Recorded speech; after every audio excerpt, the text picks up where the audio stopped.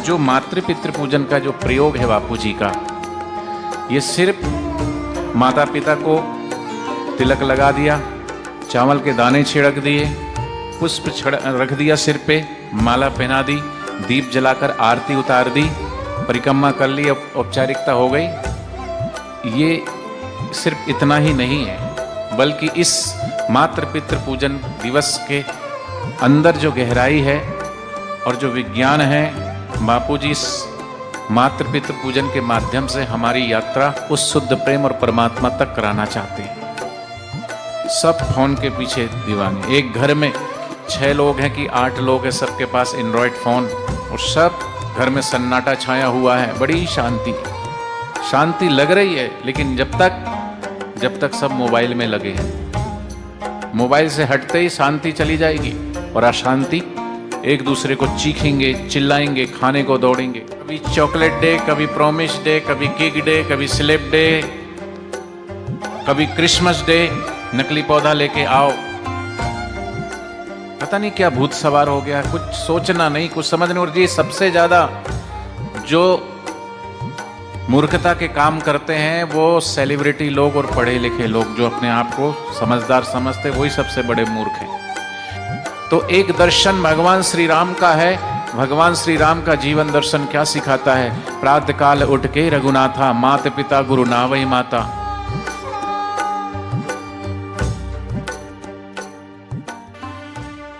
हरि ओम।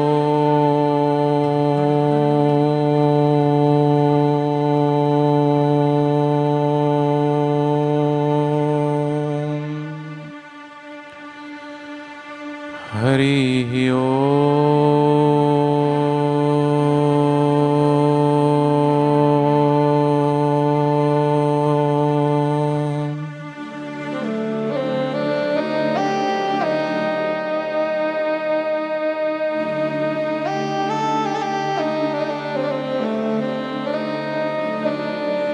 हरि ओम।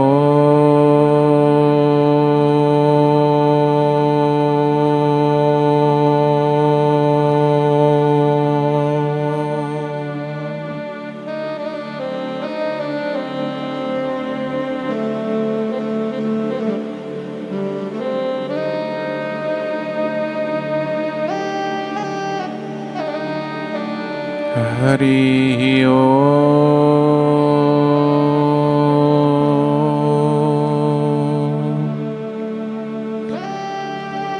आज्ञा चक्र पे भगवान गणेश का ध्यान करते बोलेंगे, ओम गं गणपते नमः।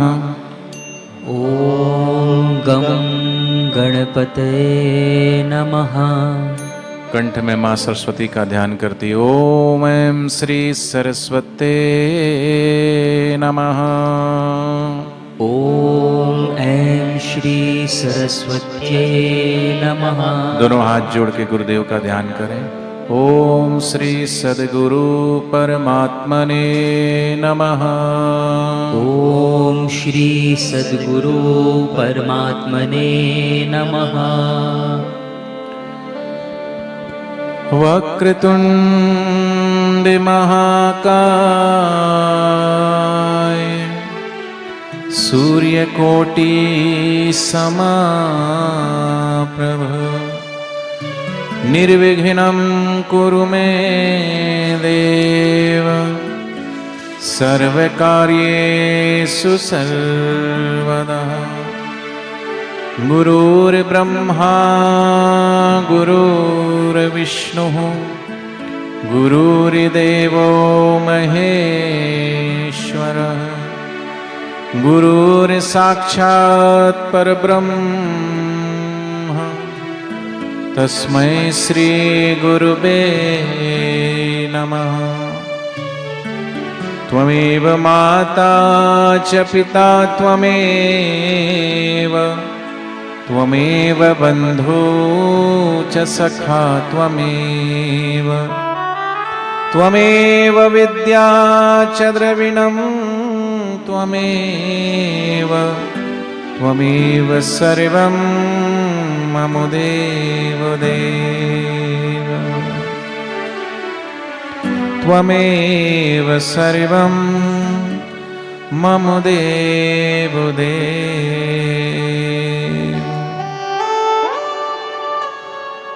हरि ओम।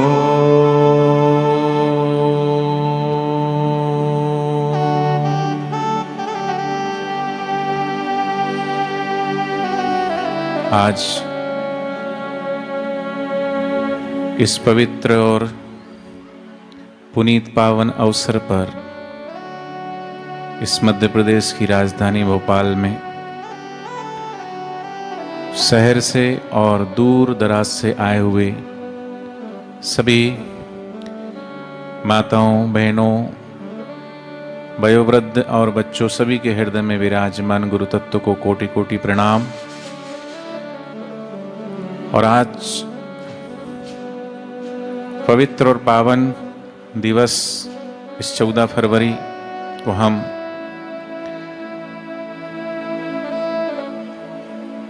इस पवित्र पावन दिवस इसलिए क्योंकि बापूजी ने हमें सच्चा प्रेम दिवस मनाने के लिए प्रेरित किया।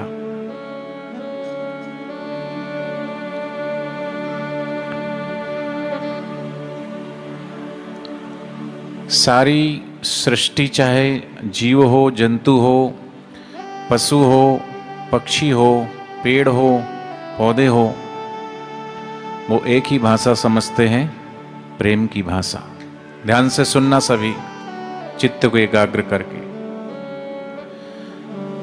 प्रेम की भाषा समझते और प्रेम ही चाहिए सभी को। और भगवान भी प्रेम के भूखे हैं।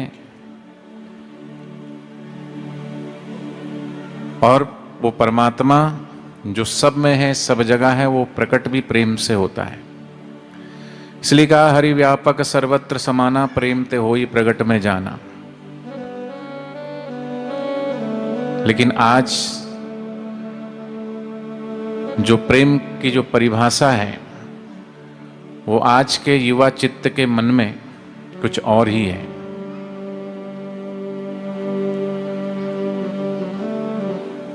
हम लोग पढ़ते थे तो एक दिन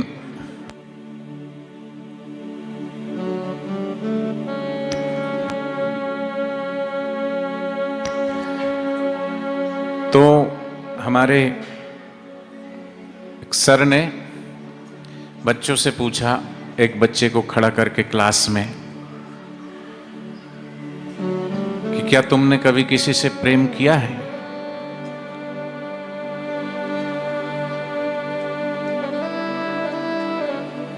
एक युवक को खड़ा किया, बच्चा ही था, वो कहने लगा, नहीं सर, इन झंझटों में मैं नहीं पड़ता, ये प्रेम रेम क्या है। तो सर ने निकट और पास में बुलाया और कहा, क्या तुम अपनी माँ से प्रेम नहीं करते हो? हाँ सर, करता हूं। क्या तुम अपने पिता से प्रेम नहीं करते हो? हाँ सर, करता हूं। तो और किस प्रेम की बात कर रहे हैं? लेकिन चित्त में जो एक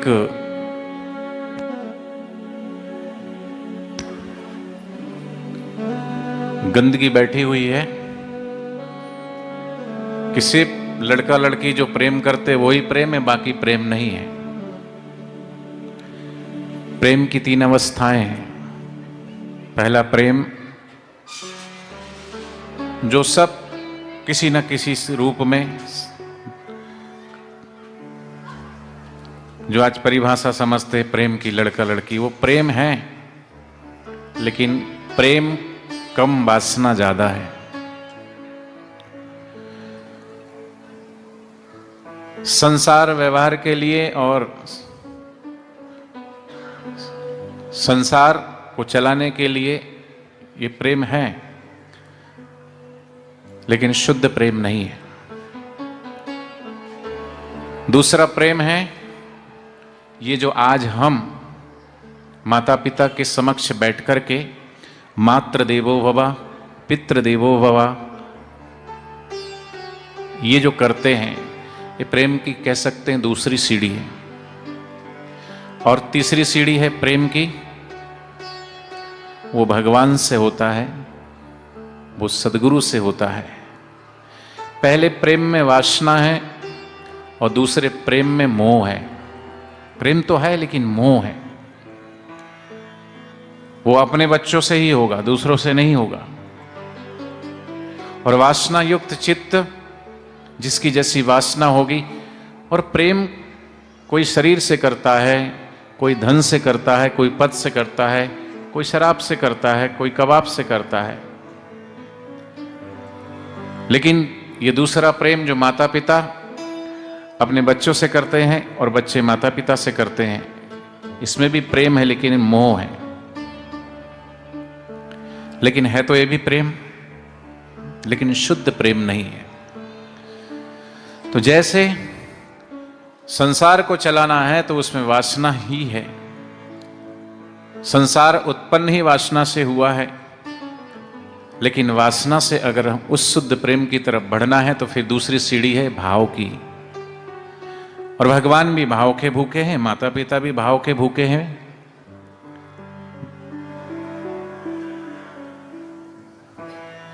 और तीसरा प्रेम वो तो शुद्ध है, 100% प्योर, उसमें कोई वासना नहीं। इसको ऐसे समझे जैसे सोना है, सोने से आपको गहना बनाना है तो शुद्ध सोने से आप गहना बना सकते हैं? बोलो, 24 कैरेट के सोने से गहना बनेगा? पटेल साहब, मालवीय जी, नहीं बनेगा। उसमें पूछा जाता आपने जो गहना पहना है कितने कैरेट का है, अर्थात उसमें शुद्ध कैरेट कितना मिला हुआ है और मिलावट कितनी है। कोई कहेगा 18 कैरेट का, कोई बोलेगा 16 कैरेट का, कोई कहेगा 12 कैरेट का है, अर्थात उसके अलावा उसमें मिलावट है। लेकिन सोना जब जौहरी देखता है तो उसको देखता है कितना कैरेट का सोना है, उसकी अनुसार उसकी कीमत लगाता है। और अगर उस सोने में जो खोट है, उस खोट को अगर निकालना है तो वो उसको आग में तपाता है और उसके अंदर जो अशुद्धि है उसको निकाल करके उसको शुद्ध कर देता है। तो हम भी इस जो मातृ पितृ पूजन का जो प्रयोग है बापू जी का, ये सिर्फ माता पिता को तिलक लगा दिया, चावल के दाने छिड़क दिए, पुष्प रख दिया सिर पे, माला पहना दी, दीप जलाकर आरती उतार दी, परिक्रमा कर ली, औपचारिकता हो गई। ये सिर्फ इतना ही नहीं है, बल्कि इस मातृ पितृ पूजन दिवस के अंदर जो गहराई है और जो विज्ञान है, बापूजी इस मातृ पितृ पूजन के माध्यम से हमारी यात्रा उस शुद्ध प्रेम और परमात्मा तक कराना चाहते हैं। पहला प्रेम तो सब जानते हैं, पति पत्नी का सांसारिक व्यवहार, लड़का लड़की जो समझ रहे हैं आज, वासना वाला प्रेम।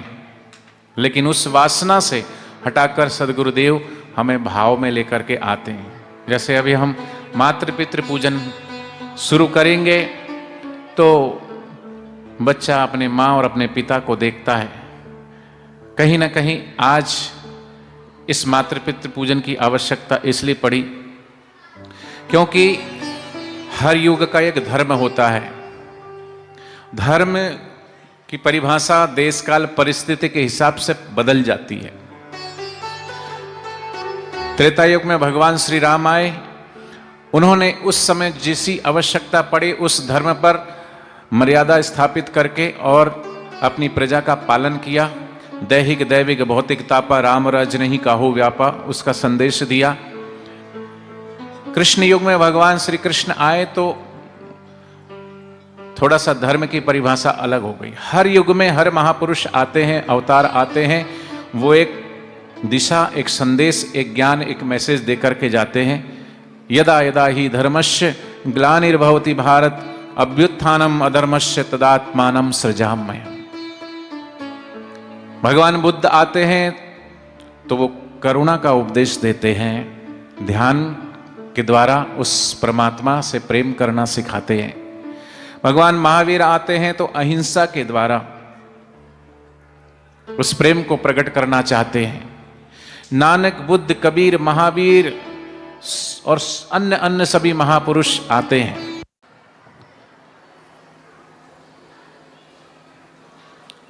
पूज्य बापू जी वर्षों से, लगभग 50 वर्षों से नगर नगर डगर डगर घूम करके वेदांत का सत्संग करते हैं, सुना होगा सबने। गीता के ऊपर प्रवचन करते हैं, सत्संग करते हैं। योग वेदांत सेवा समिति हम लिखते हैं ना, बापूजी ध्यान योग शिविर लगवाते हैं। योग और वेदांत अर्थात पूज्य बापूजी ने उस परमात्मा से जोड़ने की रीत और प्रीत भी हमें सिखाई। वेदांत का सत्संग भी हम सब ने सुना। लेकिन आज की जो वर्तमान स्थिति बापूजी ने देखी समाज की, तो उस समाज को, जो समाज कहीं ना कहीं हर किसी के घर में गृह युद्ध छिड़ा हुआ है, सास और बहू का झगड़ा, बाप और बेटे का झगड़ा, माँ और बेटी का झगड़ा, ये तो सब चल ही रहा था।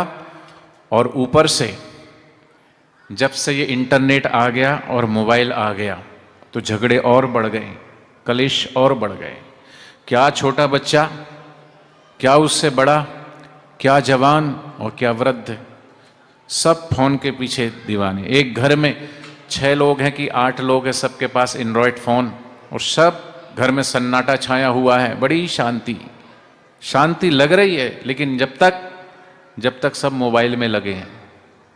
मोबाइल से हटते ही शांति चली जाएगी और अशांति, एक दूसरे को चीखेंगे, चिल्लाएंगे, खाने को दौड़ेंगे। छोटे बच्चों की ऐसी आदत है, भोजन मिले ना मिले उनको मोबाइल जरूर चाहिए। जहां हमारा दर्शन, हमारा शास्त्र कहता है कि प्रातः उठ करके कर दर्शन करना चाहिए। कराग्रे वस्ते लक्ष्मी, कर मध्य सरस्वती, कर मूले तू गोविंद, प्रभाते कर दर्शनम। वो मंत्र बदल गया, कराग्रे वस्ते मोबाइलम, कर मध्य व्हाट्सअपम, कर मूले तू फेसबुकम, प्रभाते कर मोबाइल दर्शनम। मंत्र बदल दिया लोगों ने। और यही कारण है कि आज तलाक बढ़ रहे हैं शादी और विवाह में। और यूं कहो कि पूरा वेस्टर्न कल्चर आ चुका है भारत में। और इस वेस्टर्न कल्चर से वो लोग तो परेशान है ही, लेकिन भारत के लोग उनकी नकल करके अपने को बड़े गौरवान्वित समझते हैं। लेकिन ये नहीं सोचते कि वो लोग परेशान हैं इस चीज से। तो वर्तमान की स्थिति को देख करके पूज्य बापूजी का हृदय भर आया और पूज्य बापूजी ने एक ऐसा प्रयोग खोजा जिसके द्वारा उस वासना से हट करके और भाव में लेकर आएंगे। अभी हम प्रयोग करेंगे। ये जो मातृ पितृ पूजन का जो प्रयोग है वो हमारी सोई हुई भावनाओं को जगाने के लिए, वो जो सबके हृदय में प्रेम सूख चुका है और रिश्तों में जो दरार पड़ चुकी है, अर्थात एक दूसरे के प्रति जो भावनाएं होनी चाहिए, जो रिस्पेक्ट होनी चाहिए, वो नहीं है। और आने वाले समय में अगर हम नहीं संभले तो और बुरी स्थिति होने वाली है। इसलिए पूज्य बापूजी महापुरुष, दूरदृष्टि उनकी होती है। जैसे पूज्य बापूजी ने इसी मोबाइल से बचने के लिए तुलसी पूजन दिवस शुरू करवाए। इस देश में विदेशी ताकतें आकर के और जो फॉरेन कल्चर है वो पूरा एक उन्होंने पूरा पैकेज दे रखा है कि स्लेप डे मनाएंगे। तो स्लेप डे कैसे मनाएंगे कि मारो एक दूसरे को थप्पड़। एक लड़के ने दूसरे लड़के को थप्पड़ मारा, उस लड़के ने कहा कि तुमने मुझे क्यों मारा? अरे तुम्हें पता नहीं आज स्लेप डे है। ओ ठीक है। दूसरे दिन उसको भी पता चला, किसी से पूछा होगा, जिसने थप्पड़ मारा था उसको उसने लात मारा खींच के। उसने बोला कि तूने लात क्यों मारा? क्यों, तुझे नहीं पता? कल स्लेप डे था तो आज केक डे है। फिर चॉकलेट लेकर के आते हैं, विदेशी कंपनी की चॉकलेट। कितने देश भर में कितने लाखों स्कूल होंगे, कॉन्वेंट स्कूल, और उसमें पढ़ने वाले बच्चे चॉकलेट डे के दिन चॉकलेट खरीदते हैं। तो किसकी चॉकलेट बिकेगी? विदेशी कंपनी की। पैसा कहाँ जाएगा? विदेश में। और स्वास्थ्य किसका खराब होगा? तुम्हारा। दांत खराब होंगे बच्चों के। देखो छोटे छोटे बच्चों के दांत खराब हो गए चॉकलेट खा खा के। पेट, जब दांत खराब हो सकते हैं तो पेट की क्या हालत हुई होगी अभी पता नहीं चल रहा, लेकिन आगे पता चलेगा। फिर मोटे मोटे चश्मा लग रहे हैं। क्यों? दिन भर लगे रहते हैं मोबाइल में, इतने खो गए हैं, तरह तरह के गेम इजाद कर रहे हैं, तो कहाँ जाएंगे? तो कभी चॉकलेट डे, कभी प्रॉमिस डे, कभी केक डे, कभी स्लेप डे, कभी क्रिसमस डे, नकली पौधा लेके आओ। पता नहीं क्या भूत सवार हो गया, कुछ सोचना नहीं, कुछ समझना। और जी सबसे ज्यादा जो मूर्खता के काम करते हैं वो सेलिब्रिटी लोग और पढ़े लिखे लोग, जो अपने आप को समझदार समझते, वही सबसे बड़े मूर्ख हैं। कोल्ड ड्रिंक्स वो खुद नहीं पीते, तुम्हें पीना सिखाते हैं। चॉकलेट वो खुद नहीं खाते, ऐड करते, तुम्हारे को सिखाते हैं पैसे लेकर के। लोग सोचते हैं अच्छा वो भी खाता है, वो भी खाती है, हम उनकी नकल करने लगते हैं। लेकिन नकल के लिए अकल चाहिए, नहीं तो शकल बिगड़ जाती है जयराम जी की। क्यों किसी का अनुकरण करना? अनुकरण और अनुसरण करना है तो शास्त्र सम्मत करिए, महापुरुष के जीवन को देखिए, महापुरुषों के बताए हुए और शास्त्रों के बताए हुए रास्ते पर चलिए। तो पूज्य बापू जी ने ये प्रयोग कि फिर से माता पिता उपेक्षित ना रहें, वृद्धाश्रम में ना जाना पड़े। जैसे अभी हम नाटक देख रहे थे, उसमें किस तरीके से वो बच्चा किस तरीके से झुंझला के, और ये वो एक नाटक नहीं है, ये हकीकत है, ये हकीकत है। घर घर में किस तरीके से झुंझला, इसी तरीके से चीखते हैं बच्चे, माता पिता के ऊपर चिल्लाते हैं। एक बार माँ ने पूछा वो क्या है, 2 बार पूछा वो क्या है, तीसरी बार कैसा झुंझला के स्वर बदलते गया। और तुमने तो कितना माथा खाया होगा, माँ से कितने प्रश्न किए होंगे, पिता से कितना प्रश्न किए हो, लेकिन माँ बाप खुश हुए और तुम्हें बोलना सिखाया, चलना सिखाया, रिश्तों की अहमियत समझाई। लेकिन आज रिश्तों की कोई अहमियत ही नहीं है, भाव सूखता चला जा रहा है एक दूसरे के प्रति। तो ये जो मातृ पितृ पूजन दिवस है, इस मातृ पितृ पूजन दिवस में अगर घर में कलह है, झगड़ा है, सास बहू का झगड़ा है, वो भी दूर होता है। बच्चे माता पिता की अहमियत को समझते हैं। और वृद्धाश्रम जो बढ़ रहे हैं, वो वृद्धाश्रम बढ़ना ये सौभाग्य की बात नहीं, दुर्भाग्य की बात है। तो ये प्रयोग है कि वासना युक्त प्रेम से शुद्ध, जैसे सोने को शुद्ध करना तो आग में तपाते हैं, तो फिर भाव में आइए। क्रियाजन्य सुख से भावजन्य सुख में, और भावजन्य सुख से स्वा के सुख में आइए। वो सुख तो बहुत ऊंचा है, और उस सुख को, उस रस को, उस आनंद को लेने के लिए बच्चे के पास इतनी समझ नहीं है, बड़ों के पास भी नहीं है। उसके लिए तो बहुत साधना चाहिए, पूर्व जन्मों की पुण्याई चाहिए, तब शास्त्र की और संतों की बातें समझ में आती है। लेकिन ये कैसा प्रयोग बापूजी ने इतना सहज और सरल तरीके से जोड़ दिया। हम अगर राम के प्रति अगर जोड़ना चाहें, भगवान कृष्ण और शिव के प्रति जोड़ना चाहें, उन्होंने भगवान को नहीं देखा है, उन्होंने शिव जी को नहीं देखा, उन्होंने राम जी को नहीं देखा, उन्होंने ब्रह्मा जी को नहीं देखा है। लेकिन ये प्रयोग शास्त्र सम्मत देखा जाए तो, और वैज्ञानिक दृष्टि से देख लो और आध्यात्मिक दृष्टि से देख लो कि माँ जन्मदात्री है, जन्म देने वाली माँ। तो हमारा जन्म माँ के गर्भ से किस तरीके से होता है, उसी तरीके से होता है जिस तरीके से इस सृष्टि का सृजन हुआ है। आदि नारायण की नाभि से ब्रह्मा जी की उत्पत्ति हुई, और ब्रह्मा जी सारी सृष्टि की उत्पत्ति करता है। वो माँ ब्रह्मा का रूप है, पिता पालक है, विष्णु का रूप है। और वो पिता कभी कभी अपने बच्चों पर ताड़न भी करता है, गुस्सा भी करता है, उनकी गलतियों पे वो कंट्रोल भी करता, संहारक भी है। तो राम कृष्ण शिव भगवान से जोड़ना बड़ा कठिन है, बड़ों को भी बड़ी मुश्किल से समझ में आता है। लेकिन ये कैसा प्रयोग बापूजी ने कर दिया कि अभी अटैचमेंट, तुरंत अटैचमेंट हो जाती है। ये अटैचमेंट करना सिखा रहे हैं कि ऐसा होता है प्रेम। एक प्रेम वो है, दूसरा प्रेम ये है, और इससे भी गहरा एक और प्रेम है। तो चढ़ो, आगे बढ़ो। उस वासनायुक्त प्रेम से इस भावजन्य प्रेम मिलाकर के, और निर्वासनिक नारायण और भगवान के प्रेम में, कि प्रेम जो है वो बांटने की चीज है। और प्रेम व्यापक होता है, सीमित नहीं होता है। हरि व्यापक सर्वत्र समाना, प्रेम ते होई प्रगट में जाना। जो असीम हो, जो पूरा सबसे हो, वो शुद्ध प्रेम है, वो असीम है। और जो सीमा में बांध दे अपनों में, वो मोह है। तो हमारे गुरुदेव इस प्रयोग के द्वारा हमें रिश्तों की अहमियत करना सिखा रहे हैं, माता पिता की वैल्यू समझा रहे हैं। और यही कारण है कि ये मातृ पितृ पूजन दिवस बापूजी ने शुरुआत कराए हैं। तो इसमें बापू जी स्वयं अपने श्रीमुख से कहते हैं कि भगवान ने ऐसी प्रेरणा दी, ऐसी खोज करवाई कि बापू जी ने संकल्प किया है राजिम कुंभ में, और इस संकल्प में भगवान की सत्ता काम करती है, क्योंकि भगवान ही बोलते हैं गुरु के मुख से। यक्ष सुने, गंधर्व सुने, जैसे भगवान श्री कृष्ण ने महाभारत के युद्ध के पहले शंखनाद किया था, धर्म और अधर्म का जो युद्ध हुआ था, और भगवान श्री कृष्ण सत्य के साथ खड़े थे, पांडवों के साथ खड़े थे, और कौरवों का विनाश हुआ। तो एक दर्शन भगवान श्री राम का है। भगवान श्री राम का जीवन दर्शन क्या सिखाता है? प्रातः काल उठ के रघुनाथा, मात पिता गुरु नावई माता। माथा टेकते हैं, अपने माता पिता गुरुजनों को तो प्रणाम करते हैं, लेकिन अपने माता पिता के उम्र के और उनसे बड़े वयोवृद्ध हैं उनको भी प्रणाम करते हैं। एक बार रामचंद्र जी जाते हैं और सामने से उनके राजा दशरथ के मंत्री सुमंत आते हैं, तो उनको वो झुक कर के प्रणाम करते हैं।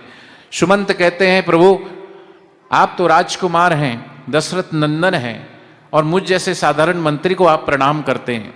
भगवान श्री रामचंद्र जी कितनी सुंदर बात कहते हैं कि आप मंत्री तो हैं बाद में, लेकिन आप मेरे पिता तुल्य हैं।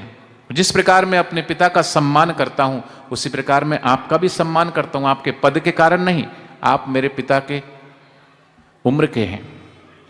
ये राम जी का दर्शन है। और वहीं रावण को देखो तो रावण तो पिता छोड़ो अपने दादाजी की भी बात नहीं मानता, और ना ही पत्नी की बात मानता, ना भाई की बात मानता, किसी की भी बात नहीं मानता। माल्यवंत जी की बात नहीं। और यहां देखो तो रामचंद्र जी, वहां देखो तो रावण। बस यही दर्शन है हमें किस तरफ जाना है, कंस की तरफ, जो कंस अपने ही पिता को जेल में डाल देता है, या राम जी जो अपने माता पिता की आज्ञा के लिए वन 14 वर्ष वन में रहते हैं और युद्ध भी करते हैं, तो माता पिता के आशीर्वाद से, गुरुजनों के आशीर्वाद से विजयी होते हैं, अत्याचारी रावण को मारते हैं और फिर से धर्म की स्थापना करते हैं, और रावण का सर्वनाश होता है। तो ये जो मातृपितृ पूजन दिवस है, हमें उस परमात्मा तक जोड़ने की एक विज्ञान है। तो ऐसे माता पिता जो हमें जन्म देते हैं, पाल पोस के बड़ा करते हैं, उनके प्रति हमारा क्या कर्तव्य है, हम संस्कार के रूप में अभी से अपने बच्चों को सिखाएं। नहीं तो आने वाले समय में, जैसे विदेश में माता और पिता को ढूंढने के लिए मदर्स डे और फादर्स डे मनाते हैं, 365 में एक दिन वो ढूंढते हैं, निकल पड़ते हैं कि कहाँ है हमारी माँ, कहाँ है हमारे पिता, वृद्धाश्रम में छोड़ आते हैं। वो दिन हमें ना देखना पड़े, इसलिए बापूजी के इस पवित्र और पावन मातृपितृ पूजन दिवस के इस विज्ञान को समझें। और हम सब ये त्यौहार, ये पर्व हिंदू का है, बापूजी का है, ऐसा नहीं है। बापूजी ने कहा ये सभी वर्ग के, सभी धर्म के लोग मनाते हैं। इसको ईसाई भी मना रहे हैं, इसको हिंदू भी मना रहे हैं, इसको सिख भी मना रहे हैं, इसको मुस्लिम भाई भी मना रहे हैं। अभी इंदौर में कार्यक्रम था, वहाँ बहुत सारे मुस्लिम परिवार आए हुए थे, उन्होंने पूजन किया, करवाया। पिछली वर्ष मेरा जब प्रोग्राम इधर था, एक बोहरा स्कूल था, वहाँ जब हम कार्यक्रम करने के लिए गए तो पहले तो उन्होंने देखा कि पता नहीं क्या कार्यक्रम होगा, कैसे होगा। पहले तो वो ऑफिस में ले गए, बोले किस विषय पे क्या करेंगे, थोड़े असमंजस में थे। फिर हमने समझाया थोड़ा उनको, तो वो मोटिवेट करे, तो वो मान गए। कार्यक्रम शुरू हुआ और मातृपितृ पूजन शुरू हुआ, तो वो जो मुस्लिम भाई थे वो चालू प्रोग्राम में उठ करके चले गए। मैंने सोचा पता नहीं क्या हुआ, कैसे चले गए, क्यों चले गए। लेकिन थोड़ी देर बाद देखता हूँ कि वो अपनी पत्नी और छोटे से बच्चे को लेकर के उस कार्यक्रम में आए, और जब कार्यक्रम पूरा हुआ उनको माइक दिया गया तो उन्होंने कहा कि मैंने पहली बार ऐसा देखा कि ये मातृपितृ पूजन दिवस इस तरीके से मनाया जाता। मैं अपने आप को रोक नहीं पाया और मैं अनायास ही यहाँ से उठ के अपनी पत्नी को और अपने बच्चे को लेने चला गया, ताकि वो भी इस मातृपितृ पूजन को सेलिब्रेट करे और वो भी देखे वो क्यों वंचित रहे। ऐसा है ये पवित्र मातृपितृ पूजन दिवस। और इस मातृपितृ पूजन दिवस के प्रणेता ऐसे बापूजी, और इन्हीं देवी कार्यों के कारण ये संस्कृति को जोड़ने वाला, माता पिता के सबको जोड़ने वाला ये कार्यक्रम है। और जो लोग इस संस्कृति को तोड़ना चाहते हैं, उन्हीं लोगों ने बापूजी को इस तरीके से षड्यंत्र के तहत समाज से दूर करा। लेकिन बापूजी कोई व्यक्ति नहीं है, हवा को कोई जैसे कैद नहीं कर सकता, सूर्य के प्रकाश को कोई कैद नहीं कर सकता। हाँ, थोड़े समय बादल ऊपर आ जाए तो कोई सूर्य का अस्तित्व मिट नहीं जाता है। ऐसे ही बापूजी की जो चेतना है, बापूजी का संकल्प है, वो विश्वव्यापी है और वो संकल्प फलीभूत हो रहा है। इस कोरोना काल में भी, इस लॉकडाउन के समय भी, और ये पूरा वर्ष पूरा लॉकडाउन में गया उसके बाद भी मैं देख पा रहा हूँ, आप भी समझ पा रहे हैं, सोशल मीडिया पे जाइए, गूगल पे जाइए, प्रति वर्ष से इस वर्ष इस मातृ पितृ पूजन दिवस में और विशालता और बढ़ा है, और बढ़ा है, और बढ़ा है। ये सब होने के बावजूद विद्यालय बंद है। जैसे ही विद्यालय खुले, फरीदाबाद में तो स्कूल से कॉल आए कि आप इस बार मातृ पितृ पूजन दिवस नहीं मना रहे हैं क्या? और उन्होंने बुलाया, आमंत्रित किया। आप सोशल मीडिया पर देखिए कितने सारे विद्यालयों में मातृ पितृ पूजन दिवस मनाया जा रहा है। छोटे छोटे बच्चे, उनको राम कृष्ण भगवान की कथा सुनाएंगे तो वो नहीं रोएंगे, लेकिन जैसे ही माता और पिता का ये सब्जेक्ट चलता है और बोलना शुरू करते हैं तो सबकी आंखों में आंसू, सब जुड़ जाते हैं, अटैच हो जाते हैं। यही तो बापूजी करना चाहते हैं, यही तो भावनाओं को प्रकट करना चाहते हैं। भले ही इस प्रेम में थोड़ी सी मिलावट है, लेकिन कोई बात नहीं, इसको शुद्ध करेंगे, आगे बढ़ेंगे, उस प्रेम से इस प्रेम में आएंगे और इस प्रेम से और आगे बढ़ेंगे तो परमात्मा तक लेके जाएंगे। तो ऐसा ये पवित्र और पावन दिन है। इसलिए आज ऐसे बापूजी की जरूरत वहाँ नहीं बल्कि समाज में है। बापूजी अगर समाज में आज यहाँ 7 वर्षों से 8 वर्षों से जो छोटे छोटे बच्चे, उनको दीक्षा नहीं मिल पा रही, युवान भाइयों को दीक्षा नहीं मिल पा रही, पथभ्रष्ट हो रहे हैं, और जो बच्चे दीक्षित हैं, दीक्षा ले लेते हैं, वो भगवान के मार्ग पे चलते, युवा भाई युवा सेवा संघ के माध्यम से।